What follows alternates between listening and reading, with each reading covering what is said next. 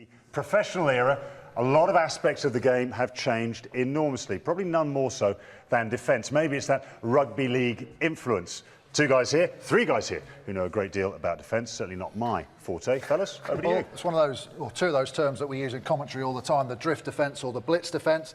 I played at Leicester under Phil Larder's drift defence, and Lol, you were obviously at Wasps under Sean Edwards' blitz defence, and they're totally different, to be honest. We're going to have a little look at the difference. The drift defence, you're trying to drift and push the opposition out towards the touchline. Bath doing it here against Leicester, actually, and you'd think actually it would be a little bit closer to the try line to do it, but they just drift. They're all working hard on the inside, talking to each other, and it's a lot more passive defence, but you tend to make a lot less errors doing it this way. You can lose a bit of space on the outside, but you tend not to miss as many tackles as opposed to your blitz. Yeah, well, if the drift is all about from the inside moving out towards the touchline, the blitz defence is the total opposite. It's about getting up on the outside and trying to force the attackers back inside. Quite high risk, but hopefully quite high reward. It was just here, Saracens, you got Tompkins there, so he's rushing up on the outside and forcing Rob Cook there, the Gloucester defence on the inside.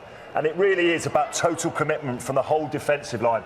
We see another little clip here where they're just trying to force the guys on the inside, which means that you will ultimately, we just see the back end view, just forcing them up, and they've got nowhere to go. They can't go around the outside. And Tins, you know, you led the defensive line with England. We sort of adopted both strategies, didn't we? Yeah, we were obviously, Phil Larder was mainly an up and out defence. You know, you get solid around your guard, bodyguard, and then you're up and out and you're using the touchline.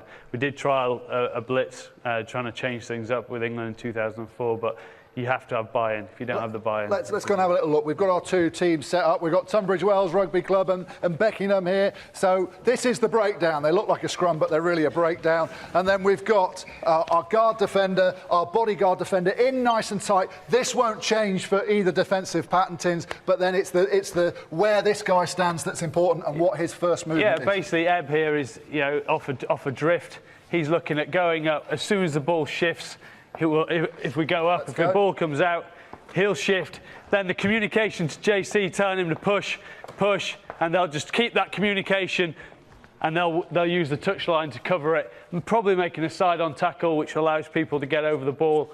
And what you saw on that Bath one is you end up getting three defenders over there who can compete that wide breakdown. And the most important people are the people on the inside, because they're pushing and allowing those defenders to go. Yeah, you always work at a three, and you have to talk to the guy inside you, guy outside you, letting him know that you've got his inside, so he's okay to move off. I've got that defender, you can go.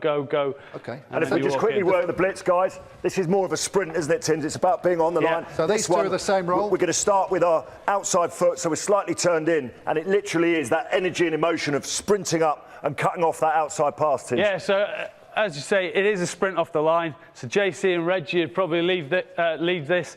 As soon as they see that ball come off, they're up, and they are basically getting outside him to either force the guy not trusting that pass, or there's going to be an interception on, or they're getting man and ball collision. You tend to get more missed tackles because guys get beaten on the inside arm, but the guys coming in from the inside are able to really smash and try and dislodge the ball. And as a team trying to play against that, Tins, you leave a man on the outside, so you've got to stop the ball in midfield. Yeah, exactly. You are basically saying that they won't get it out there. You will put their skills under so much pressure, they won't get it out there. And on that, you know, I know that Andy Farrell, when he looks at tackle, as long as they're getting up and in people's faces, they don't count them as missed tackles because they're doing their job by forcing them into that.